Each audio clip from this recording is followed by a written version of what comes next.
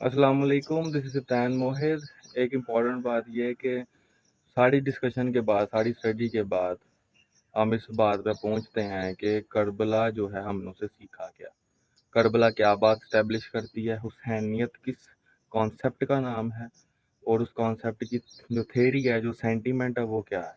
वो सीधा सीधा वही है जो आप सल्लल्लाहु अलैहि वसल्लम ने फरमाया कि हज़रत हमज़ा के बारे में बोला कि सैयदुश शुहदा, यानी शहीदों का सरदार, वो हमज़ा इब्ने अब्दुल मुत्तलिब है।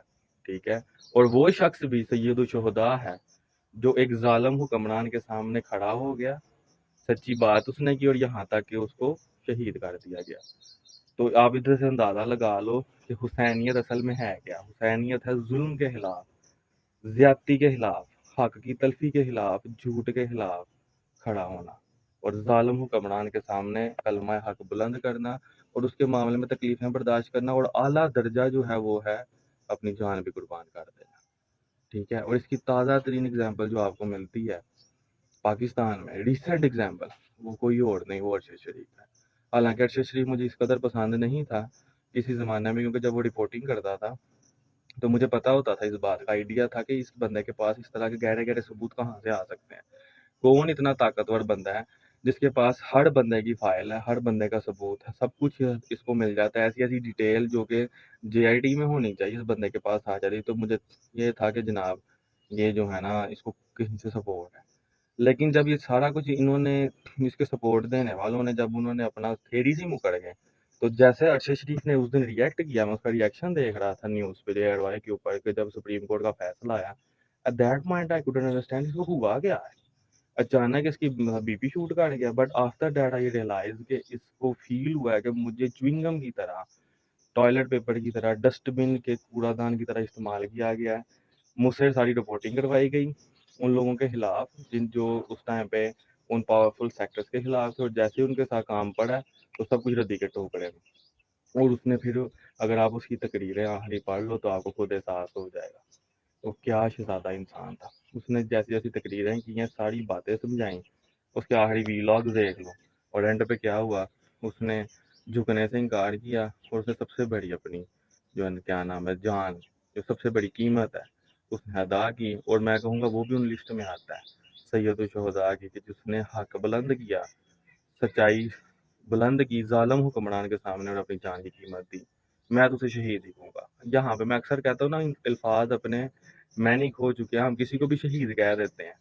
ये नहीं पता होता कि भाई शहीद का कोई डेफिनेशन है। शहीद की डेफिनेशन ये है जिसके ऊपर अरशद शरीफ फिट होता है। अगर अरशद शरीफ को कत्ल करने वाला किसी सिक्योरिटी या पुलिस या किसी ऐसी जगह का से ताल्लुक रखता था, अगर वो मर जाता तो लोग उसको भी शहीद कह देते, लेकिन वो शहीद ना होता। शहीद वो है जिसने जुल्म के खिलाफ आवाज़ उठाई, और उसकी प्रोसेसिंग के अंदर वो उसने अपनी जान दे दी। तो अरशद शरीफ is the best example in recent times कि हुसैनियत क्या होती है। मैं इमरान खान का नाम नहीं लेना चाहता कि वो खड़ा है, क्योंकि कुछ लोगों को सरासर मुनाफिक लगता है, तो ये पॉलिटिकल राय है उनकी, मैं इसका इसलिए नाम नहीं लेता कि मैं इसका जिक्र करके इस जगह पे तो अपने आप को कंट्रोवर्शियल कर लूँ। नहीं, वो तो हिस्ट्री डिसाइड करेगी, वक्त डिसाइड करेगा कि उसको तारीख के कूड़ादान में फेंकते हैं या तारीख के सुनहरी अल्फाज में लिखा जाता है। लेकिन जो कूड़ादान के अंदर जिनको फेंकना, उनके बारे में तो हमें काफ़ी हद तक पता है। ये कूड़ादान में ही जाएंगे, इनके हो सकता है कूड़ादान से भी बाहर निकलना, कूड़ादान भी एक्सेप्ट ना करें इनके नाम को कि आपने कहाँ इसको डाल दिया यहाँ पे, तो इसके भी लायक नहीं है। वो है कुछ करेक्टर्स आपको पता ही है जो 35-40 साल से हमें लूट रहे हैं। हुसैनियत का मतलब क्या है? हुसैनियत का मतलब है गलत, जुल्म, ज्यादती के खिलाफ स्टैंड लेना। और ये आपको सुनने में आसान लग रहा है, आसान नहीं है। अगर आसान होता तो हज़रत इमाम हुसैन अकेले ना आते कूफा, तो दूसरे सहाबा की औलादें और सहाबी जो हैं, सहाबी आए थे साथ, लेकिन सारा मदीने से इतनी सपोर्ट नहीं मिली, मक्का से इतनी सपोर्ट नहीं मिली। अब्दुल्ला इब्न जुबैर जो मक्का में जाके सेटल हो गए, अब्दुल्ला इब्न उमर भी नहीं आए, वो न्यूट्रल हो गए।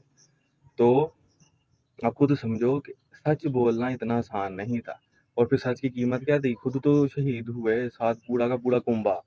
आप वो लिस्ट चेक करो शुहदा की, करबला की, तो आपको आइडिया होगा कि चलो अपनी जान तो इंसान देता है, लेकिन अपने गोद के अंदर जो 6 महीने का बच्चा है जिसको तीर लग रहा है, ठीक है, देन में क्वेश्चन तो आता है कि यार इसका क्या कसूर था, इसको तो समझ भी कोई नहीं। ٹھیک ہے، لیکن اس کے لیے بھی جذبہ چاہیے، اپنی جان دینے کے لیے ایک جذبہ علیحدہ چاہیے، لیکن اپنے ساتھ اپنے گھر والوں کی جان کا نذرانہ پیش کرنا، اس کے لیے تو اور سپر نیچرل قسم کا جذبہ چاہیے۔ اور میں اکثر لوگوں کو کہتا ہوں کہ یار اگر آپ صلی اللہ علیہ وسلم نے فرمایا کہ جنتی نوجوانوں کے سردار ہیں یہ دونوں بھائی، اور ان کے والدین سے بھی بہتر ہیں، تو کون سا ایسا کام انہوں نے کیا ہے کہ اتنی بڑی ان کو ڈگری مل گئی ہے؟ وہ کام یہ تھا، یہ یہ حوصلہ، یہ اپنا بلڈ دینا۔ شہید اور بھی صحابی ہوئے ہیں، لیکن ایسی شہادت کسی نے نہیں دی کہ اپنے خون کے ساتھ لکیر کھینچ دی سچائی کے اور جھوٹ کے درمیان کے اندر واضح کر دیا کہ یہ طریقہ کار چاہے جب مرضی آئے یہ غلط ہے، اور اس کا نتیجہ آپ خود دیکھ لو کہ آج 1000 سال سے بھی اوپر ہو چکا ہے کربلا کو، سسٹم وہی چل رہا ہے یزیدیت والا کہ باپ اپنے بیٹے کو بنا دیتا ہے خلیفہ یا بادشاہ یا جو بھی آپ کہتے ہو، اور پورے نظام کا بیڑا گرک ہو جاتا ہے۔ جب تک مسلمانوں کے اندر خلافت تھی ترقی ہوئی، جیسے ہی ڈیموکریسی ختم ہوئی، یورپ کیوں آگے نکل گیا؟ یورپ ڈیموکریسی پہ چلتا ہے، ادھر بادشاہ ختم ہوئی تو وہ ترقی کرنے لگ پڑا۔ تو بات یہی ہے، حسینیت بیسیکلی ہے کیا؟ حسینیت کیا ہے؟ ظلم، زیادتی، نا انصافی کے خلاف کھڑے ہونا، آواز اٹھانا۔ سب سے چھوٹا تو یہ ہے کہ دل میں برا جانا، پھر آواز اٹھاؤ، اور اس کے بعد اپنا ہاتھ اٹھاؤ، اور اس کی سب سے الٹیمیٹ جو قیمت ہے وہ کیا ہے؟ اپنی جان قربان کر دینا، اور اس سے بھی اوپر ہے اپنا خاندان قربان کر دینا۔ تو یہ چیز ہے، ہم نے کربلا سے کیا سیکھنا؟ ہم نے یہ سیکھنا کہ ہم نے غلط کے خلاف کھڑا ہونا ہے، چاہے وہ غلط ہمارے اپنے اندر ہو، اپنے گھر میں ہو، سوسائٹی میں ہو، یا ملک میں ہو، یا کہیں بھی ہو، جہاں تک ہمارا ہاتھ پہنچتا ہے ہم نے جانا ہے، آواز اٹھانی ہے، بزدل بن کے نہیں بیٹھنا۔ یہی حسینیت ہے، اور جو ظلم کرنے والا وہ یزیدیت ہے۔ ٹھیک ہے، یہ سیدھی سیدھی بات ہے، اور اسی لیے میں وہ کہتا ہوں کہ ہمارے ملک میں جو بھی انتشار چل رہا ہے یہ ہمارا ٹیسٹ ہے کہ ہم کیا کرتے ہیں، ہمیں کیا کرنا چاہیے۔ وہ سب سے پہلے تو پڑھنا چاہیے بھائی، پڑھو، خدا کا نام لو، کچھ تو پڑھو تاکہ آپ کا تھاٹ پروسیس بنے، آپ کو اتنی تو سمجھ آئے کہ بھائی ہم نے فیصلہ سوچنے کی طاقت تو پیدا ہو۔ میں جب لوگوں سے بات کرتا ہوں تو ایسا محسوس ہو رہا تھا کہ پیپے نہیں ہوتے پڑے تھے، کیا میں بولوں، اب لفظ ذہن میں آ رہے ہیں الٹے سیدھے۔ یونیورسٹی کا لیکچر ہوتا تو میں بیان کرتا وہ لفظ کھلم کھلا، لیکن یہاں پہ نہیں۔ لیکن یہ ہے کہ مطلب مردے وہ سیڑیاں نہیں پہ ہوں پھٹے ہوتے، یعنی کہ آپ جاؤ نا کسی کسائی کی دکان پہ تو سیڑیاں پہ ہوں نے، زباناں باہر نکلی نے، اس طرح سارے پے ہوں نے مولوی دے اگے، ذاکرین دے اگے، جیڑی بھی انہوں نے گل بولنی ہے اس سیڑھی نے بس انج ہلنا ہے، انج ہلنا ہے، سبحان اللہ کہنا ہے، ڈیٹ سیٹ۔ نہ سوچنا ہے، نہ سمجھنا کہ یار گل کوئی سمجھ نہیں لگتی پئی، وہ بابا اٹھتا آ رہا سپرمین ہر سمجھ نہیں لگتی پئی، وہ سپر نیچرل گل ہو رہی ہے، گھوڑا آ گیا، ادھر آ گیا، اے انج ہو گیا، اونج ہو گیا، سمجھ نہیں لگتی پئی، یہ کانسیپٹ نہیں بہندا پہ یار، اگر انج سی تو انج کیوں ہوا؟ نہیں سوچنا، کوئی تحقیق نہیں کرنی، بھاڑ میں جائے سارا کچھ، اپنا کام بنتا بھاڑ میں جائے، جنتا جنتا چھوڑ کے جنتا کا سارا کچھ ہی بھاڑ میں جائے، بس مزہ آ گیا بابے دے ملنگ، دیٹس اٹ۔ تو تھوڑا سا ہارش ہو رہا ہوں اس وجہ سے، کیونکہ افسوس ہوتا ہے یار کہ خدا کا نام لوگ تھوڑی سی سوچنے کی، یعنی بزنس کی بات ہو تو فوراً سمجھ آ جاتی ہے بندہ جرا دگا بازی کرے گا، پیسے نہیں دے گا، انج نہیں کرے گا، انج نہیں کرے گا، انج تو ہو ہی نہیں سکتا کہ انہیں انج کر چھڑا ہے۔ تو ادھر بھی تھوڑا سوچ لو نا، دماغ ہی استعمال کرو، ٹھیک ہے۔ اگین لاسٹ میں یہ بات بولوں گا بھائی، میں مولوی نہیں، مولویاں آڑو چکنی چپڑی باتیں کرنی نہیں مجھے آتی۔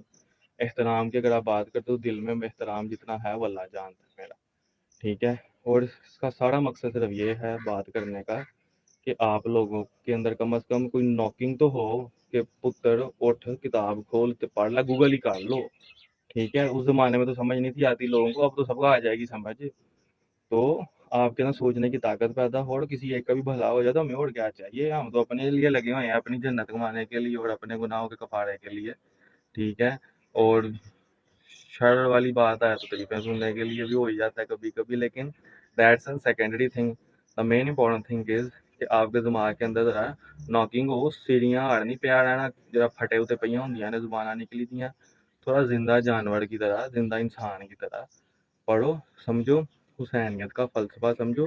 9ویں 10ویں محرم کو چار پہیاں توڑنے کی بجائے، کیا نام ہے، فلمیں دیکھنے کی بجائے، نیازیں ڈوسنے کی بجائے، لنگر پانی کرنے کی بجائے، تھوڑا سا یہی سوچ کے کہ نبی کا خون انہوں نے اپنی قربانی دی، تھوڑا سا تو رائٹ بنتا ہے نا ان کے لیے۔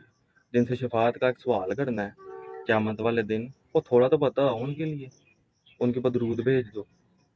یہی پڑھ کے کہ انہوں نے کیا کیا ہے، تو درود بھی کنکلوڈ کرتے ہیں، اللہم صلی علی محمد وعلی آل محمد.